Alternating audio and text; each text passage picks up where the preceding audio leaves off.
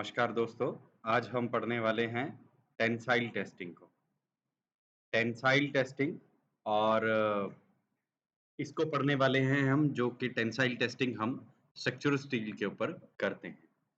ये tensile testing जो होती है ये हमारे 4th मॉड्यूल में पार्ट 1 में पढ़ने वाले हैं tensile testing of structural steel.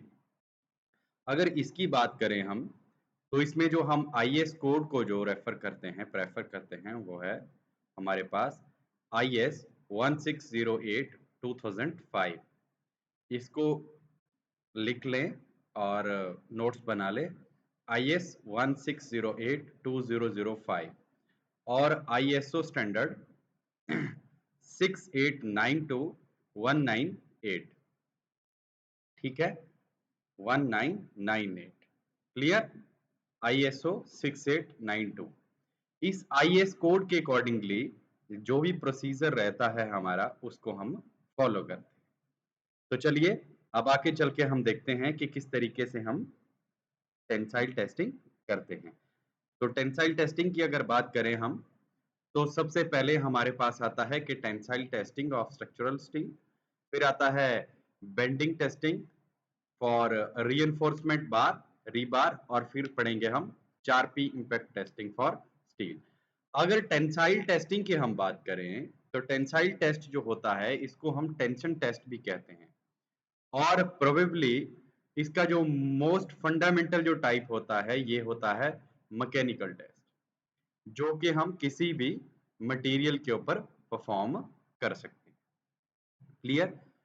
Tensile test जो होते हैं वो सिंपली होते हैं और रिलेटिवली इनएक्सपेंसिव होते हैं एंड फुली स्टैंडर्डाइज होते हैं।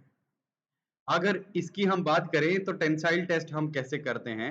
बाय पुलिंग ऑन समथिंग, किसी चीज को पुल करना। ऐसे पुल करने से जो उसके बीच में जो स्ट्रेस प्रोड्यूस होता है, जो टेंशन जो प्रोड्यूस होता है उसका हम वैल्यू निकालते हैं, उसको स्ट्रेस एंड स्ट्रेन कर्व के अकॉर्डिंगली भी हम देखते हैं।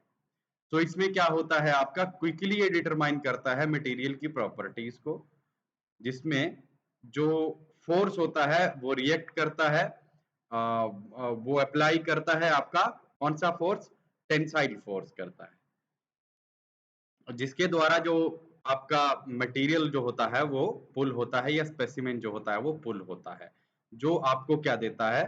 स्ट्रेंथ देता है along how much it will elongate, कितना के वो इलोंगेट हो जाता है। इसमें percentage of elongation, percentage of reduction area, ये सारे हम कैलकुलेट करते हैं। टेंसाइल टेस्टिंग अगर बात करें टेंसाइल टेस्टिंग की, तो the tensile testing is one of the more basic tests to determine stress strain relationship. Clear? Or a simple uniaxial test consists of slowly pulling a sample of material in tension until it break। जब तक के material break नहीं होता है तब तक हम उसमें क्या प्रोवाइड करते हैं? टेंसाइल फोर्स देते हैं, उसको लोड प्रोवाइड करते हैं। Tensile testing is one of the more basic test to determine the stress strain relationship and test specimen for tensile testing are generally either circular. कैसे कैसे इसमें आपके सैंपल हो सकते हैं? सर्कुलर हो सकते हैं, रेक्टेंगुलर हो सकते हैं, या large and to facilitate gripping the sample. हम इसमें ग्रिपिंग प्रोवाइड करते हैं क्योंकि हमारे को उस पर्टिकुलर मटेरियल को फिक्स भी तो करना है जिसके ऊपर हमारे को, जिस स्पेसिमेन के ऊपर हमारे को क्या करनी है? टेस्टिंग करनी है, टेंसाइल टेस्टिंग करनी है। तो हमारे को क्या करना पड़ता है? उसके लिए ग्रिप्स बनाने पड़ते हैं। क्लियर? चलिए इसके बाद हम कुछ थ्योरी बेसिक पढ़ते हैं। सबसे पहले आता है हमारे पास percentage elongation. In percentage elongation, in percentage elongation जैसे कि मैंने आपको पहले बताया है परसेंटेज इलोंगेशन क्या होता है। परसेंटेज इलोंगेशन जो है कितना कितना मतलब उसमें इलोंगेशन हुआ, इसका फॉर्मूला है कुछ इस तरीके से L F minus L I divided by L I into 100। Percentage की जब भी बात करते हैं हम तो इंटू 100 हो जाता है। अब बात करते हैं कि एल एफ क्या है, तो एल एफ आपको बोलता है कि फाइनल लेंथ, और एल आई क्या है, इनिशियल लेंथ। के फाइनल लेंथ में से जो आपकी फाइनल लेंथ आएगी आपकी जो एक्सटेंड कर जाएगी। परसेंटेज ऑफ इलोंगेशन कैसे निकालेंगे आप, कि जो आपकी एक्सटेंड कर गई होगी उसमें से जो इनिशियल लेंथ है उसको माइनस करके divided by it's initial length multiply by 100। Clear, तो वो आ जाता है आपका परसेंटेज ऑफ इलोंगेशन। इसके बाद हम पढ़ते हैं percentage of reduction in area. Percentage of reduction in area क्या बोलता है आपको, maximum change in cross sectional area that has occurred at the necking. जो नेकिंग के दौरान जो अकर करता है उसको हम क्या कहते हैं, percentage of reduction area. Clear, the test expressed as percentage of the original cross sectional area. इसमें हम क्या करते हैं, इसमें हम करते हैं A I minus A F divided by A I into 100। A I क्या है आपका, ए आई है आपका इनिशियल लेंथ और divided by final length. Clear, तो रिडक्शन इन एरिया क्या होगा, जो एरिया आपका इनिशियल लेंथ का होगा divided by minus final length divided by initial divided by it's initial length, तो वो आ जाता है आपका, क्या आ जाता है, percentage of reduction in area. Clear, तो कुछ इस तरीके से हम कैलकुलेट करते हैं इसको। चलिए अब आगे बढ़ते हैं हम। आगे बढ़कर हम जानते हैं कि टेंसाइल स्ट्रेंथ हमारे को कैलकुलेट करना है, तो हम कैसे कैलकुलेट करेंगे। अब टेंसाइल स्ट्रेंथ की अगर बात करें हम, तो स्ट्रेंथ क्या होता है, stress correspondence to the maximum force.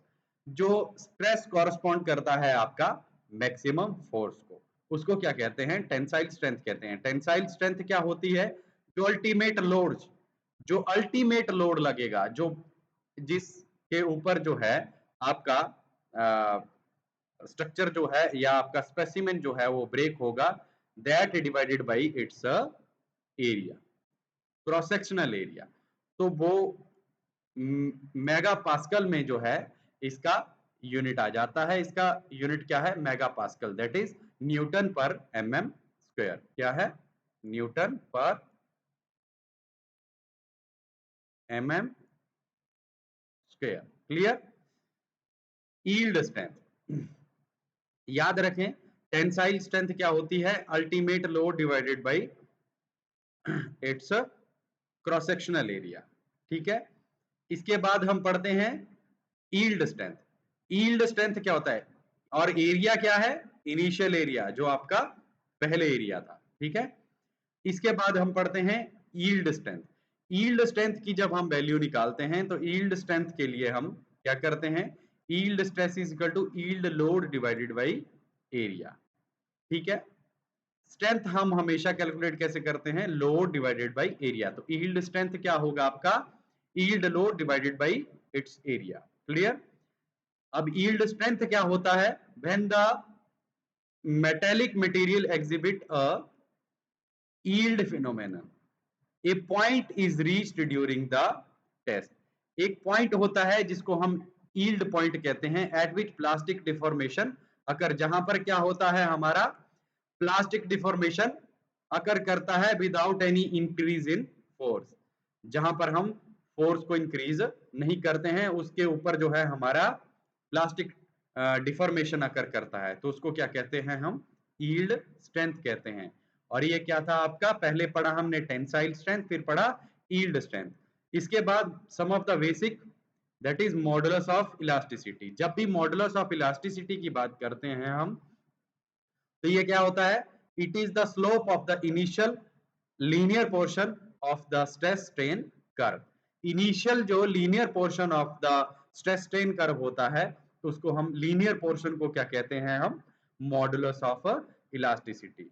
ठीक है, जो कि क्या करता है आपका, हुक्स लॉ को फॉलो करता है। कौन सा law, Hooke's law.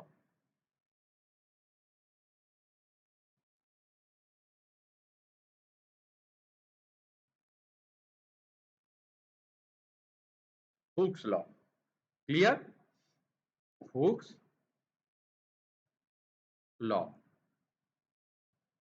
Hooke's law को ये फॉलो करता है, that is stress is directly proportional to strain. अगर मॉडुलस ऑफ इलास्टिसिटी को हमारे को निकालना है तो हम कैसे निकालते हैं, slope into gauge length divided by its area, वो क्या आ जाता है अपने आप को, मॉडुलस ऑफ इलास्टिसिटी, क्लियर। चलिए अब आगे बढ़ते हैं। अच्छा, the following test method given in the standard correspond to this given in ISO standard. अब कुछ आईएसओ स्टैंडर्ड जो कि और भी हैं वो मैं आपको बता देता हूं, जैसे कि आपके पास मैकेनिकल टेस्टिंग ऑफ मेटल्स की जब भी बात करते हैं, जिसमें क्या आपका आता है टेंसाइल टेस्टिंग, तो इसमें हम कौन सा आईएस कोड करते हैं, 1608 और आईएसओ नंबर 6892। तो ये आईएस कोड भी आप लिख लें और आईएसओ नंबर भी आप लिख लें। Methods for bend test, methods for bend test के लिए हम 1599 आईएस कोड का यूज करते हैं, या आईएसओ नंबर 7438 एंड 15630 पार्ट 1 को हम इसको कंसीडर करते हैं, इसके थ्रू हम चलते हैं मेथड्स फॉर बेंड टेस्ट। और method for rebend test for metallic wire and wires के लिए, वायर्स एंड बार्स के लिए हम 1786 का यूज करते हैं, क्लियर है। तो आईएसओ नंबर इसमें 15630 पार्ट 1 हम यूज करते हैं। कुछ इस तरीके से आपके आईएसओ स्टैंडर्ड हैं, इनको जरूर लिख लें, ये आपके काम के, क्लियर। चलिए इसके बाद हम आगे बढ़ते हैं और आगे बढ़कर हम देखते हैं कि किस किस तरीके से हम इन टेस्ट को करते हैं, क्लियर। चलिए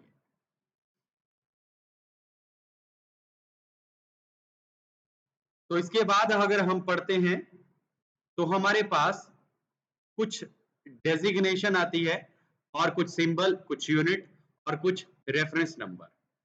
रेफरेंस नंबर एक में क्या बोलता है कि ए स्क्वायर, ए स्क्वायर इसका यूनिट क्या है, mm। ये क्या बताता है आपको, टेस्ट पीस का क्या बताता है, thickness of a flat test piece और wall thickness of a tube. ये फ्लैट टेस्ट पीस की थिकनेस होगी या वॉल थिकनेस ऑफ ट्यूब होगी। बी से क्या रिप्रेजेंट करते हैं हम, बी से रिप्रेजेंट करते हैं हम width of the parallel length. जो पैरेलल लेंथ की जो विड्थ होगी उसको हम बी से लिखेंगे, किसके लिए, फ्लैट टेस्ट पीस के लिए, और average width of the longitudinal strip from a tube और width of a flat wire, clear. D क्या बताता है आपको, डी आपको डायमीटर बताता है। इन तीनों के यूनिट क्या हैं आपके पास, mm, क्लियर। तो diameter of the parallel length of a circular test piece या diameter of a round bar और internal diameter of a tube, ये क्या बताता है आपको, स्मॉल डी। अब कैपिटल डी की बात करें तो ये बताता है आपको external diameter of a tube. अगर ट्यूब की बात करते हैं हम तो ट्यूब में एक इंटरनल डायमीटर भी होता है और एक्सटर्नल डायमीटर भी होता है। जो आउटसाइड का जो डायमीटर होता है वो कौन सा डायमीटर होता है, that is external diameter. L not most important है, एल नॉट, एल नॉट को हम लिखते, इसकी यूनिट हम लिखते हैं mm से, और इसको क्या कहते हैं हम, ओरिजिनल गॉज लेंथ। जो ओरिजिनल जो गॉज लेंथ होगी उसको क्या कहेंगे, एल नॉट कहेंगे। एल डैश नॉट से हम क्या लिखेंगे, initial gauge length for determination of A G, clear. L C से हम लिखते हैं पैरेलल लेंथ, एल ई से लिखते हैं extensometer gauge length, clear, extensometer gauge length. L T से हम लिखते हैं total length of the test piece, और एल एफ से लिखते हैं हम total final gauge length, clear. और एल डैश एफ से लिखते हैं हम final gauge length after fracture for determination of A G, clear. S naught से हम लिखते हैं original cross sectional area of the parallel length. S U से लिखते हैं जिसका देखिए जहां पे भी क्रॉस सेक्शनल होगा वहां पे एरिया के यूनिट्स आ जाएंगे, दैट इज mm²। SU से लिखते हैं हम minimum cross sectional area after fracture. K से लिखते हैं कोएफिशिएंट ऑफ प्रोपोर्शनैलिटी। Z से लिखते हैं percentage reduction of area, that is S0 minus SU divided by S0। Clear है? पीछे भी मैंने आपको पढ़ाया है के परसेंटेज ऑफ रिडक्शन एरिया हम कैसे कैलकुलेट करते हैं, that is S0 original cross sectional area of the parallel length. जो पैरेलल लेंथ के ओरिजिनल क्रॉस सेक्शनल एरिया होगा वो माइनस जो आपका मिनिमम क्रॉस सेक्शनल एरिया होगा आफ्टर फ्रैक्चर, वो divided by its original cross sectional area into 100। तो वो आ जाता है आपका percentage reduction of area. Clear? चलिए इसके बाद हम पढ़ते हैं कि tensile test on mild steel. अगर टेंसाइल टेस्ट हम करते हैं माइल्ड स्टील के ऊपर, तो इसमें हम क्या करते हैं, इसका ऑब्जेक्टिव क्या है, to study the mechanical property of mild steel specimen under tensile load. Under tensile load हम क्या करते हैं, मैकेनिकल प्रॉपर्टी निकालते हैं माइल्ड स्टील स्पेसिमेन की। एपरेटस हम कौन सा यूज करते हैं इसमें जो एपरेटस हम यूज करते हैं, इसमें हम universal testing machine, that is UTM, जिसको हम क्या कहते हैं, UTM। और डायल इंडिकेटर की हमारे को जरूरत पड़ेगी, स्केल की एंड वर्नियर कैलिपर की, ये सारे हमारे को जरूरत पड़ते हैं। कुछ इस तरीके से आपकी UTM दिखती है, जो कि ये लोड का डिवाइस है जिसके ऊपर हमारा डायल गेज लगा हुआ है। ये यहाँ पर हमारे को लोड की वैल्यू आती रहेगी। यहाँ पे कुछ बटन हैं, जैसे कि 4 बटन हैं आपके पास। तो स्टार्ट का बटन होता है जो कि ग्रीन कलर में होता है, और आपके पास रेड कलर का बटन स्टॉप के लिए होता है, टेयर करने के लिए बटन होता है आपके पास, और स्टॉप करने के लिए बटन होता है। क्लियर? तो कुछ इस तरीके से ये जो आपके पास एक और सर्कुलर पोर्शन में जो लगा है, यहां से हम प्रेशर को रिलीज और क्लोज करते हैं। क्लियर? तो कुछ इस तरीके से हम टेस्ट को करते हैं। ये हैं आपके जॉज, ये आपके जॉज हैं, ये देखिए ये जॉज हैं, इसमें हम किसी टेस्ट में इनको यहाँ पे फिक्स करते हैं। ये जो आपके पास स्पिंडल लगे हैं, इन स्पिंडल के थ्रू जो है हम इसके बीच में वाइसिस लगे होते हैं, इन वाइसिस को जो है खोलते हैं और इनको क्लोज करते हैं। क्लियर? चलिए आगे बढ़ते हैं। अब बात करते हैं हम tensile testing of structural steel में सैंपल प्रिपरेशन के। इसका जो प्रोसीजर है कुछ इस तरीके से चलता है कि सैंपल की प्रिपरेशन करते हैं, माउंटिंग करते हैं, उसके बाद एप्लीकेशन ऑफ लोड होता है, डाटा कलेक्शन होता है, एनालिसिस होता है, और आपका इंटरप्रिटेशन होता है। अब देखिए जैसे कि अगर हम किसी बार के ऊपर इसका करते हैं, तो हमारे पास जैसे कि स्टील की बार जो होती है वो होती है जैसे कि Fe 250, ठीक है, Fe 250 और Fe 415 और Fe 500। ये दोनों जो ग्रेड हैं वो HYSD हैं।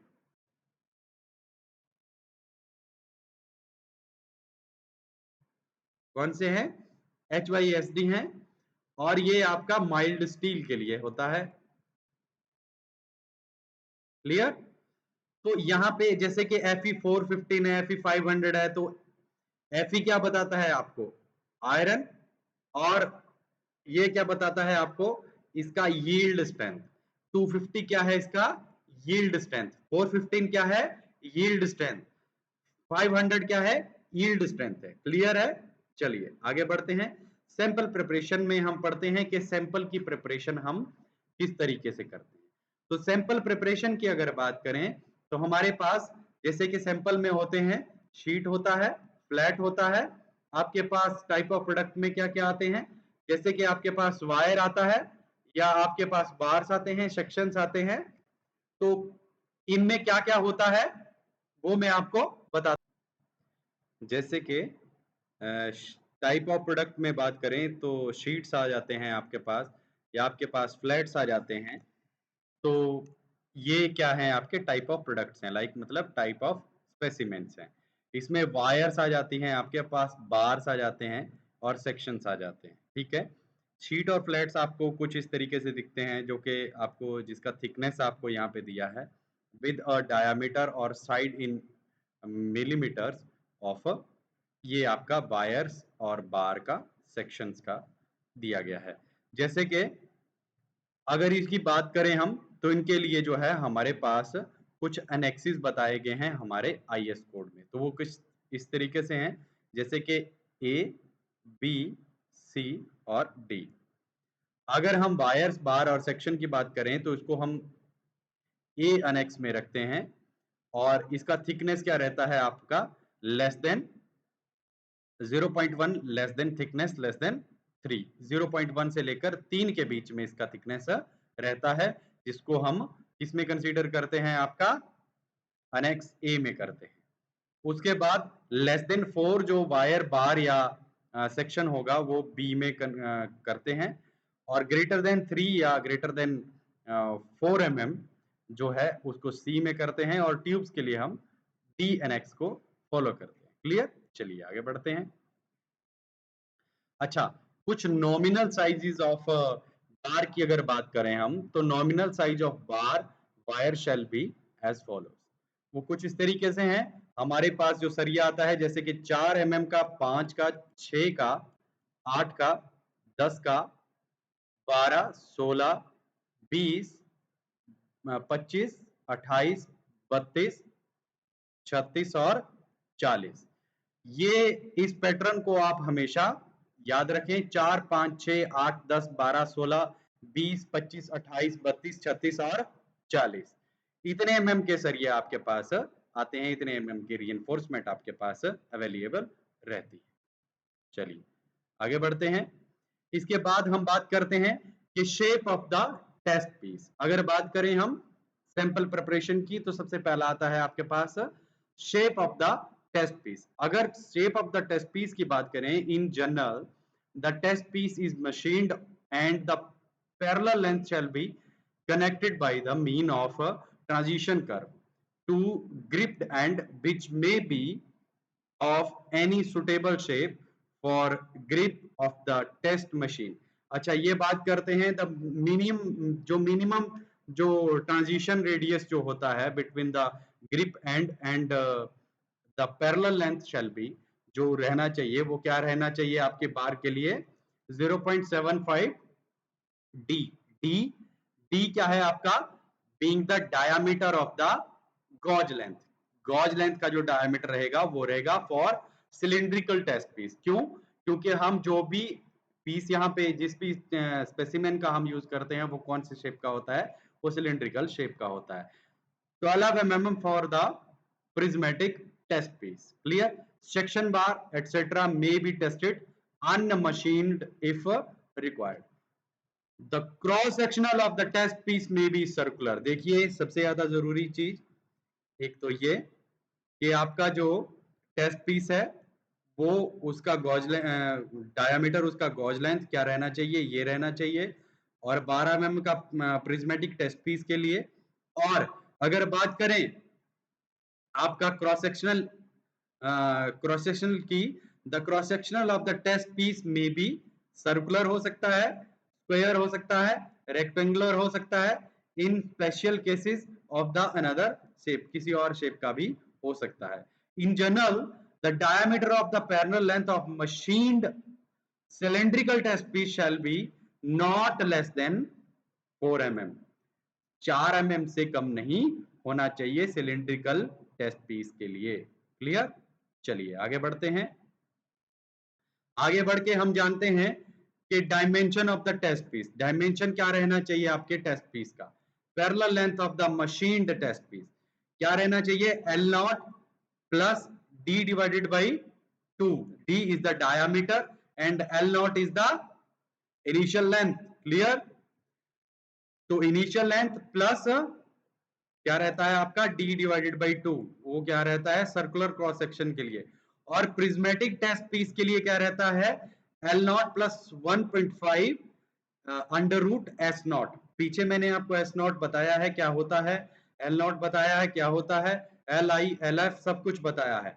Depending on the type of test piece the length L nought plus 2d और L nought plus 2 under root s naught shall be used in case of dispute, clear, unless there is a insufficient material, clear। चलिए आगे बढ़ते हैं। अच्छा, अगर test piece की हम बात करें तो उसके लिए हम आईएसओ जो टेस्ट जो स्टैंडर्ड जो यूज करते हैं वो है 377 आईएसओ 377। इस आईएसओ स्टैंडर्ड को हम यूज करते हैं किसके लिए, सैंपल प्रिपरेशन के लिए, क्लियर। चलिए आगे बढ़ते हैं। इसके बाद हम बात करते हैं माउंटिंग की। अब देखो आपने एक टेस्ट स्पेसिमेन बनाया, उसके बाद माउंट जो करना है तो आपको जैसे कि मैं आपको बता रहा था ये जो जॉज हैं, ये जॉज हैं, इन जॉज के बीच में आपको इसको होल्ड करना है। लाइक जैसे कि आपका कास्ट आयरन का पीस है, माइल्ड स्टील का पीस है, या किसी का भी मतलब किसी भी मटेरियल का टेस्ट स्पेसिमेन है, उसको ये आपका टेस्ट स्पेसिमेन इस तरीके से आपको इन जॉज के बीच में ग्रिप करना है, क्लियर। चलिए एप्लीकेशन ऑफ लोड की बात करें तो जैसे ग्रिप हो जाता है तो आपने उस व्हील को क्लोज करना है और उसके बाद क्या करना है आपको लोड अप्लाई करना है by pressing the button start, clear. चलिए डाटा कलेक्शन की बात करें, उसके बाद हमने डाटा को कलेक्ट करना है। उसमें क्या आपका जैसे कि लोड आता है आपका, या आपके पास आता है आपके पास स्ट्रेंथ का वैल्यू आता है, आपके पास इलोंगेशन का वैल्यू आता है, वो आपको जो है लोड करना है, डाटा का कलेक्शन करना है, ठीक है, कि कितने लोड के ऊपर जाके वो फेल हो रहा है। एनालिसिस की बात करें तो स्ट्रेस एंड स्ट्रेन एनालिसिस हम करते हैं। स्ट्रेस एंड स्ट्रेन कर्व को हम एनालाइज करते हैं। उसमें हम क्या करते हैं, स्ट्रेस एंड स्ट्रेन कर्व में हम देखते हैं कि मटेरियल अपनी प्रॉपर्टीज को किस तरीके से शो कर रहा है, उसमें एक ग्राफ बन के आपके पास आता है, क्लियर। चलिए इंटरप्रिटेशन की अगर बात करें, इंटरप्रिटेशन में हम टेस्ट का फ्रैक्चर कितने पे होता है वो सारी चीजें, उसका स्ट्रेंथ से लेकर सारी चीजों का रिकॉर्ड बनाते हैं एक प्रॉपर रिकॉर्ड करके, क्लियर। उनमें सारी चीजों को स्ट्रेंथ से लेकर, फ्रैक्चर से लेकर, लोड से लेकर, डेट से लेकर, टेस्ट का स्पेसिमेन से लेकर, साइज से लेकर, उसके डाया से लेकर, उसके लेंथ से लेकर, हर चीज को जो है हम डालते हैं। चलिए आगे इसके प्रोसीजर के ऊपर अगर हम बात करें तो मैं आपको अब वन बाय वन इसका प्रोसीजर आपको बताता हूँ। वन बाय वन अगर प्रोसीजर की बात करें हम, तो सबसे पहले स्टेप वन में हम क्या करते हैं, measure the initial diameter of the tension test sample in two perpendicular direction using vernier caliper and calculate its initial area, clear. ये आपका टेस्ट स्पेसिमेन है, जैसे इसको आप कहाँ पे, यहाँ पे वर्नियर कैलिपर में लगाएंगे, इस तरीके से फिक्स करेंगे, इस स्क्रू को आप क्या करेंगे, टाइट करेंगे, आगे की तरफ बढ़ाएंगे या खोलेंगे, इसके थ्रू एडजस्ट करेंगे इस टेस्ट स्पेसिमेन के ऊपर, और वो आपको क्या बता देगा, इसका डायामीटर बता देगा, क्लियर। चलिए इसके बाद स्टेप टू में measure the length of the specimen between the grips using scale. अगर स्केल के द्वारा हम क्या करेंगे, इस टेस्ट स्पेसिमेन को क्या करेंगे, मेजर करेंगे। जैसे कि आप देख रहे होंगे ये क्या है आपके, ये आपके ग्रिप्स बनाए गए हैं, इन ग्रिप्स के बीच की जो लेंथ रहेगी उसको आप मेजर करेंगे, ठीक है। यहाँ ग्रिप्स के बीच में से ये, इनको हम क्या करेंगे, इनको हम जॉज में फंसाएंगे। ये ग्रिप्स किसके लिए बने हैं, जॉज में होल्ड करने के लिए। क्योंकि हमारे को अपने स्ट्रक्चर को, अपने स्पेसिमेन को पुल करना है। और the length of the specimen between the grips is 200 mm, जैसे कि यहाँ पे 200 mm की वो है। चलिए आगे बढ़ते हैं। उसके बाद हम क्या करते हैं, punch mark are made at a distance of 2.5d। 2.5d के ऊपर पंच मार्क करेंगे हम। ये आपका टेस्ट स्पेसिमेन है, जैसे कि इसके ऊपर एक चीजल लेके और हथौड़ी लेके आप क्या करेंगे, पंच मार्क करेंगे, पंच मार्क बना देंगे। क्लियर। चलिए इसके बाद हम क्या करेंगे, insert the specimen into the position and mount extensometer on the specimen. अब इन जॉज के बीच में हमने क्या किया, हमने अपने स्पेसिमेन को माउंट किया। जैसे कि हम माउंटिंग पढ़ रहे थे, हमने माउंट किया, ये हमारा टेस्ट स्पेसिमेन है। और उसके साथ हमने क्या किया, एक्सटेंशियोमीटर, एक्सटेंशियोमीटर को हमने इसके साथ माउंट किया। एक्सटेंशियोमीटर क्या हमारे को बताता है, एक्सटेंशियोमीटर हमारे को स्ट्रेन बताता है। क्या बताता है, स्ट्रेन बताता है, या आप इसको बोल सकते हैं इलोंगेशन। क्लियर। इलोंगेशन भी आप इसको कह सकते हैं, या स्ट्रेन या आप इसको कहते हैं। क्लियर। इन इन स्पिंडल के थ्रू जो है, इन हैंडल्स के थ्रू जो है आप इसको माउंट करेंगे इस यूटीएम मशीन में। क्लियर। चलिए अब आगे बढ़ते हैं। अच्छा, स्टेप 5 में अगर बात करें तो इसमें स्टेप 5 में हम पढ़ते हैं कि reading on a dial A and B of extensometer are adjusted to 0। जो डायल गेज जो होगा एक्सटेंशियोमीटर का, उसको हम क्या करेंगे, 0 करेंगे। क्लियर। चलिए, क्यों, क्योंकि हमारे को एग्जैक्ट वैल्यू चाहिए इलोंगेशन की। चलिए अब स्टेप 6 में अगर हम बात करें तो हम क्या करेंगे, experiment is conducted, load extensometer reading are read at regular interval of the load up to yield point. एक आइवरी स्केल होता है, reading are noted till the specimen failure. ये है आपका आइवरी स्केल। और इसके बाद आपका आता है एक्सटेंशियोमीटर की रीडिंग्स हैं, ये आपकी लोड जो आप अप्लाई कर रहे हैं। जैसे कि आप सबसे पहले 2.5 किलो न्यूटन का लोड अप्लाई करेंगे, उसके बाद वो इंक्रीज होगा लोड 5 किलो न्यूटन, 7.5, 10, 12.5, 15, 17.5। क्लियर। यहां से आप क्या करेंगे, बाय प्रेसिंग स्टार्ट बटन जो है लोड को अप्लाई करेंगे। फिर कुछ इस तरीके से आपका टेस्ट स्पेसिमेन इलोंगेट होना लगेगा और यहां से टूट जाएगा। क्या होगा, यहां से वो टूट जाएगा। क्लियर। चलिए इसके बाद हम क्या करेंगे, load versus Ivory scale reading. ये ग्राफ आपको क्या बता देगा, स्ट्रेस स्ट्रेन कर्व बता देगा। क्लियर। ये लोड है और ये क्या है, आपका स्केल है, that is stress strain curve. Clear. उसके बाद हम लोड वर्सेस एक्सटेंशियोमीटर रीडिंग भी यहां से हमारे को मिल जाएगी। एक्सटेंशियोमीटर की रीडिंग और लोड की रीडिंग यहां से हम कैलकुलेट कर सकते हैं। ये सिस्टम के ऊपर आप इजीली इसके डाटा को कैलकुलेट कर सकते हैं, या आपके स्लोप को आप देख सकते हैं। ठीक है। चलिए, सिस्टम के साथ ये कनेक्टेड रहती हैं। अच्छा, इन सारी चीजों को करने के बाद स्टेप 9 जो कि वो भी बहुत ज्यादा अहम है, join two pieces of the test specimen and measure the diameter of at the neck of the specimen। ये जो नेकिंग जहां पे फ्रैक्चर हुआ है, इस नेकिंग का जो है हमारे को डाया जो है कैलकुलेट करना है। जो हमारा टेस्ट स्पेसिमेन ब्रेक हो चुका है, क्या हो चुका है, ब्रेक हो चुका है, उसका हमारे को डाया, नेकिंग के ऊपर डाया जो है वो कैलकुलेट करना है। चलिए आगे बढ़ते हैं। स्टेप 10 की अगर बात करें, measure the final length between the 3 punch mark. जो 3 पंच मार्क आपने दिए हैं, ये 3 पंच मार्क आपके पास हैं, इन तीनों पंच मार्क के बीच का जो है आपको क्या करना है, लेंथ कैलकुलेट करना है। क्या करना है, लेंथ कैलकुलेट करना है। Final length between the punch mark is 86 mm, जैसे कि यहाँ पे बताया गया है। इसी के थ्रू आप क्या बता सकते हैं, इलोंगेशन बता सकते हैं। यील्ड स्ट्रेस का मैंने आपको बताया है फॉर्मूला कैसे निकालते हैं। यील्ड स्ट्रेंथ का हम yield load divided by its area. Tensile strength का हम ultimate load divided by area. Modulus of elasticity को हम कैलकुलेट करेंगे, परसेंटेज ऑफ इलोंगेशन इसमें आ जाएगा, परसेंटेज ऑफ रिडक्शन इसमें आ जाएगा.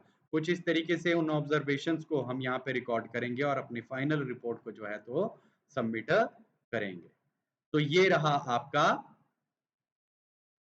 Tensile test for the mild steel या steel and metal testing.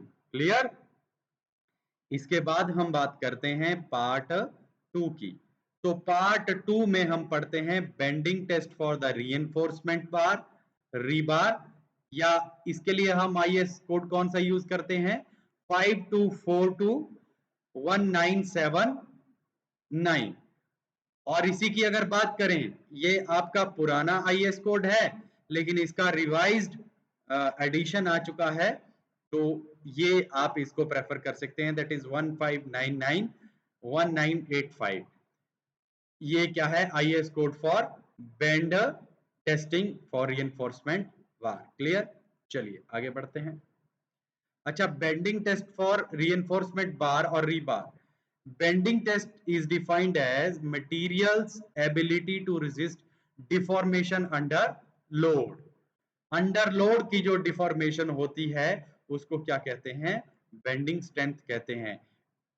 It represents the highest stress experience with in the material at its moment of rupture. जहां पर ये rupture होता है, जहां पर क्रैक आता है, वहां पर क्या बताता है, ये हाईएस्ट स्ट्रेस एक्सपीरियंस जो है उसको रिप्रेजेंट करता है. There are two types of bending stress. Bending test generally दो टाइप के होते हैं, 3 point bending test and 4 point bending test. 3 point के ऊपर लोड लगाना या 4 पॉइंट के ऊपर लोड लगाना, उसको क्या कहते हैं, 3 पॉइंट बेंडिंग टेस्ट और 4 point bending test. In 3 point bending test the area of uniform stress is quite small. Important है, area of the uniform stress is quite small and concentrated under the center load point. Clear.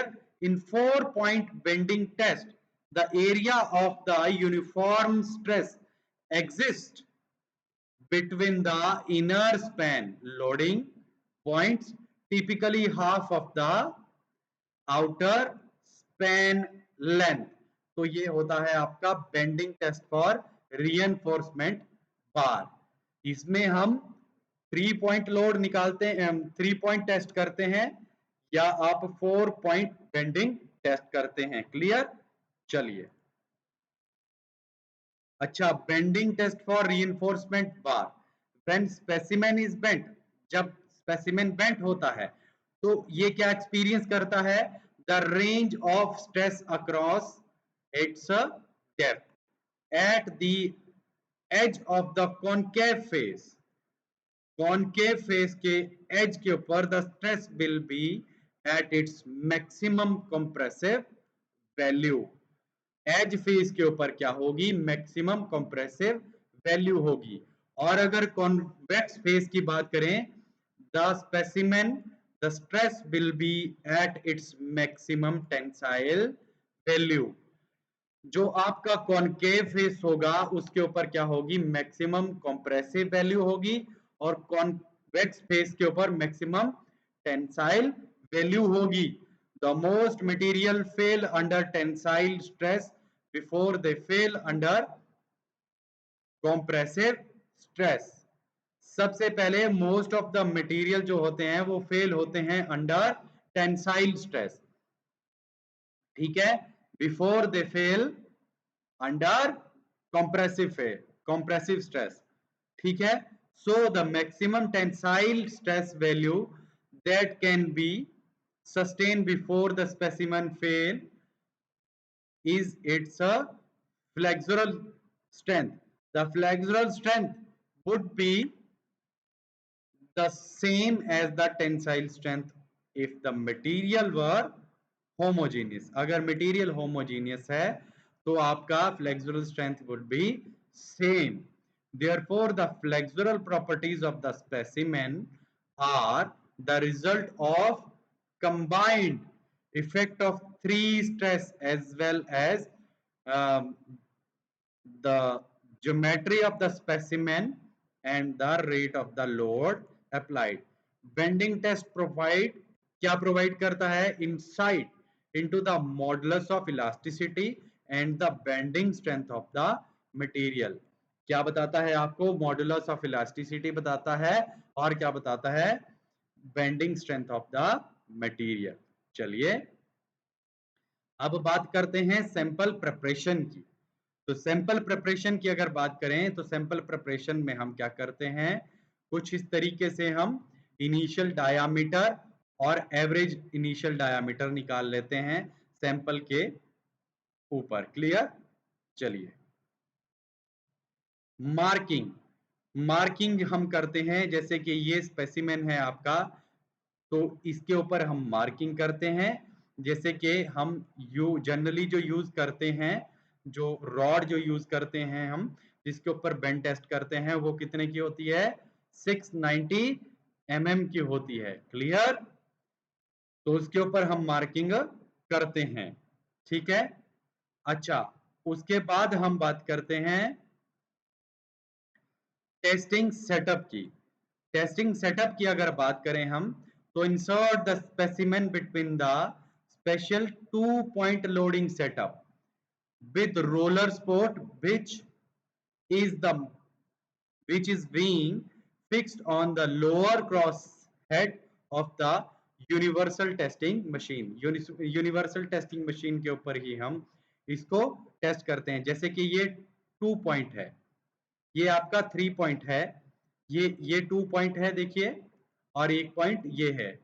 तो ये आपका ये 2 point आपका जो roller sport रहेगा, इसको हम इस यूनिवर्सल टेस्टिंग मशीन के ऊपर लगाएंगे और यहाँ से फिर थर्ड पॉइंट को इसके साथ कनेक्ट करेंगे। क्लियर? तो ये आपका 3 पॉइंट लोड बन जाएगा। फिर इस टेस्ट स्पेसिमेन को हम इसमें फिक्स करेंगे और क्या करेंगे? लोड अप्लाई करेंगे। ठीक है। तो इसके बाद हम बात करते हैं span of the beam L is equal to, application of load की बात करें तो लोड हमारे पास क्या, लेंथ हमारे पास क्या रहेगा? L is equal to 690 mm। Dia of the specimen क्या रहेगा? ये लोड हम कुछ इस तरीके से अप्लाई करेंगे, 0 से लेकर 730 तक ये लोड ऐसे चलता रहेगा, जो कि हमारे को वैल्यू बताएगा आपका डायल इंडिकेटर रीडिंग। इसमें हम 1/3 स्पैन के ऊपर पॉइंट लोड जो है अप्लाई करेंगे। क्लियर? ठीक है। Once the yield limit is cross, जैसे ही यील्ड लिमिट क्रॉस होती है, the specimen mild steel rod will have a permanent bend. फिर जो आपका जो स्टील रॉड होगा उसका परमानेंट बेंड हो जाएगा और deformation as it has crossed the elastic limit. इसका जो डिफॉर्मेशन होगा वो क्रॉस कर जाएगा इलास्टिक लिमिट को। कुछ इस तरीके से आपकी जो रॉड होगी वो बेंड होगी। क्लियर? चलिए इसके बाद एक्सेप्टेंस क्राइटेरिया की अगर बात करें तो एक्सेप्टेंस क्राइटेरिया आप आईएएस कोड के अकॉर्डिंगली इसको फॉलो करेंगे। डिफरेंट बार के लिए डिफरेंट एक्सेप्टेंस क्राइटेरिया रहते हैं। क्लियर? चलिए इंटरप्रिटेशन की अगर बात करें, इंटरप्रिटेशन में हम क्या करते हैं, ये आप एक आपके पास लोड और लोड वर्सेस आपका ये ग्राफ आ जाएगा, deformation at the mid point, जिसमें यील्ड पॉइंट आएगा आपके पास, वो आपको बता देगा कि इसके बाद जो है आपका इलास्टिक रीजन खत्म हो चुका है। क्लियर? चलिए तो कुछ इस तरीके से हम करते हैं आपका स्टील एंड मेटल टेस्टिंग। तो steel and metal testing proper किस तरीके से करते हैं हम, इसको हम एक वीडियो के जरिए जानते हैं कि कैसे हम बेंडिंग टेस्ट करते हैं। चलिए Bending test on mild steel. This is the experimental setup. The objective of this experiment is to study the behavior of the mild steel rod subjected to gradual increasing equal loads at one-third span and to determine mechanical properties.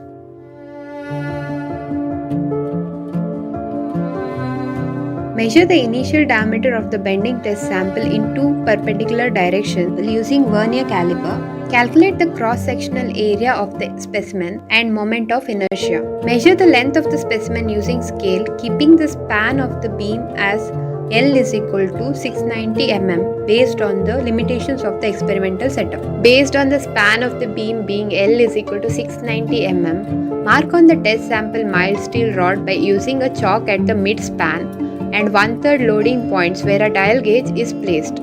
Insert the specimen between the special 2-point loading setup with roller supports which is being fixed on the lower crosshead of the universal testing machine.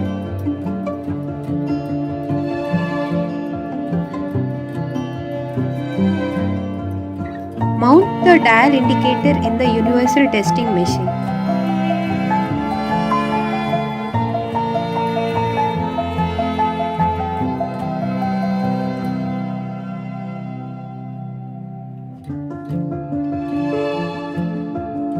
Adjust all the dial gauges to 0. Switch on the machine and start the loading process. Note down the deflections using dial gauges under mid-span, one-third span.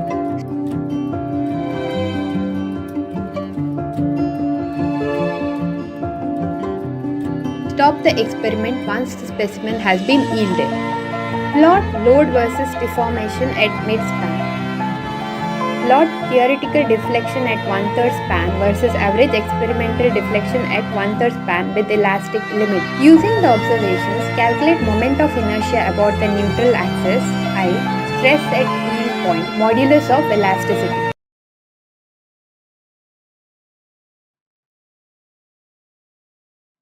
इस तरीके से हम करते हैं bending test, जो कि आपने video में देखा। चलिए अब आगे पढ़ते हैं हम 4P impact testing for steel IS। इसके बीच में जो IS हम फॉलो करते हैं that is IS 1499 1977। IS code बहुत ज्यादा जरूरी है। IS कोड के अकॉर्डिंगली ही आप टेस्ट को करें, तभी जो है आप डिस्ट्रक्टिव टेस्टिंग अच्छे से कर पाएंगे। That is 4P impact testing for the steel. चलिए 4P टेस्ट इम्पैक्ट टेस्टिंग की बात करें तो इसमें हम क्या निकालते हैं, इम्पैक्ट टेस्टिंग की वैल्यू निकालते हैं, दैट इज इम्पैक्ट वैल्यू निकालते हैं। 4P impact testing for steel. Sample preparation, तो सैंपल प्रिपरेशन की बात करें, टेस्ट स्पेसिमेन जो होता है आपका, the standard size test piece shall be machined all over and shall be have a square cross sectional of 10 by 10 mm। कितने का? 10 बाई 10 mm का साइड्स, और 55 mm लॉन्ग होना चाहिए, and in the center of the length of one face there shall be U notch specified depth with 1 mm root diameter। एक U notch इसमें हम बताते हैं, जो मैं आगे आपको बताऊंगा। U notch इसमें हम यूज करते हैं where the standard test piece cannot be obtained from the material, then one of the subsidiary test piece having rectangular cross sectional shall be used with the notch cut in one of the narrow face। जो narrow face रहेगा उसके एक face के ऊपर हम क्या करेंगे, U notch cut करेंगे। क्लियर? जैसे कि यहाँ पे देखने को आपको मिल रही होगी, ये आपकी U notch है। अब ये आपका आइटम और डायमेंशंस कुछ इस तरीके से दिए हैं, जैसे distance between sports 40 mm, radius of the curvature of the support 10 mm, taper of the support that is इसका टॉलरेशन भी दिया है 5 स्लोप, और angle at the tip of the hammer 30 degree. कितना?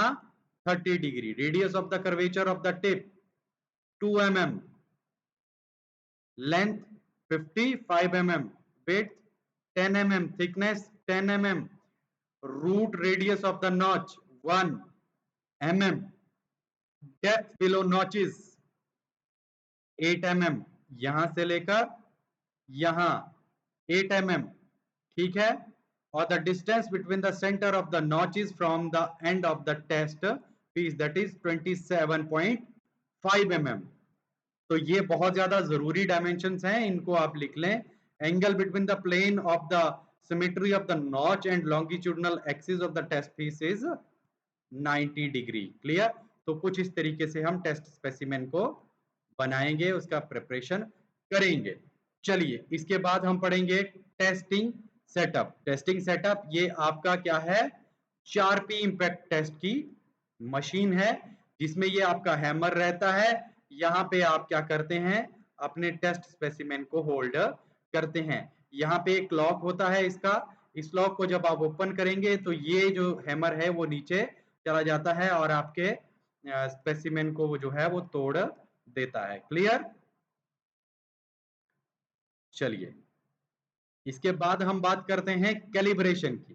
कैलिब्रेशन का मतलब है यहाँ पे हम क्या करते हैं कि 0 के ऊपर जो है तो अपने 4P इम्पैक्ट को रखते हैं, इसके रीडिंग्स को 0 पे करते हैं और एक बार फ्री टेस्ट करते हैं, इसको यहाँ से गिराते हैं और ये नीचे गिर जाता है। हैमर जो है इसको अनलॉक करते हैं और ये नीचे गिर जाता है। तो उससे जो है हम क्या करते हैं, अपने मीटर की रीडिंग्स को कैलिब्रेट करते हैं। Application of load, application of load का इसमें जैसे कि अब हम यहाँ पे अपने टेस्ट स्पेसिमेन को लगाएंगे और यहाँ से क्या करेंगे, यहाँ से हम इसको अनलॉक करेंगे तो ये हैमर यहाँ से गिरेगा और इसके ऊपर पड़ेगा। यहाँ पे एक ब्रेक भी दी होती है जिसके थ्रू हम क्या करते हैं, इस हैमर को जो है रोकते हैं। अदरवाइज ये काफी ज्यादा फेटल होता है, बहुत ज्यादा खतरनाक होता है, ये आपकी हड्डी वड्डी तोड़ सकता है। क्लियर है? यहाँ पे कुछ बटन्स होते हैं जैसे कि प्रिंट, रिसेट, स्टार्ट और टेस्ट। ये बटन्स का यूज करके हम इस टेस्ट को करते हैं। अब मेजरमेंट ऑफ एनर्जी एब्जॉर्प्शन, इसमें एनर्जी एब्जॉर्प्शन की वैल्यू को हम कैलकुलेट करेंगे। ठीक है? ब्रेक एनालिसिस, टेस्ट स्पेसिमेन की ब्रेक एनालिसिस करते हैं। ऑब्जर्वेशन में जैसे कि मैं आपको बता रहा था कि मेजरमेंट ऑफ एनर्जी ऑब्जर्वेशन की अगर बात करें तो loss of energy due to friction EF जैसे कि यहाँ पे 1 है, और total loss of energy during transit of a hammer ET, energy for failure of specimen ET minus EF करके ये वैल्यू हमारे पास आ जाती है, that is impact energy calculation. Interpretation में हम क्या करेंगे, इन वैल्यूज को रिकॉर्ड करेंगे और एक प्रॉपर रिकॉर्ड फॉर्मेट बनाएंगे। ठीक है? तो ये रहा आपका 4P impact test for steel. इसको हम एक वीडियो के जरिए जानते हैं कि किस तरीके से जो है तो हम ये 4P टेस्ट करते हैं। चलिए देखते हैं। 4P impact test. This is the experimental setup. Objective of 4P impact test is to find the impact resistance of mild steel specimen. Mild steel specimen with U notch and the standard dimension is shown here. Adjust the initial reading to 300 joules. Now, to check the friction loss, release the pendulum without specimen on the machine anvil. Note the loss of energy due to friction. Place the specimen in the machine anvil with the notch facing away from the striking edge of the hammer. Readjust the reading to 300 joules and then release the hammer. Hammer strikes against the specimen and breaks it. This shows the broken sample of mild steel specimen. Note down the total loss of energy during the transit of hammer. The energy for failure is recorded. तो कुछ इस तरीके से दोस्तों हम 4P test को perform करते हैं। आज के लिए इतना ही दोस्तों, आगे हम 5th अपने मॉड्यूल को कवर करेंगे। ठीक है? चलिए, धन्यवाद, आपका समय शुभ हो और ऐसे ही लगातार बने रहें, हमारे वीडियोस के साथ जुड़े रहें और अपनी नॉलेज को, अपनी स्किल्स को एनहांस करें। क्लियर? चलिए।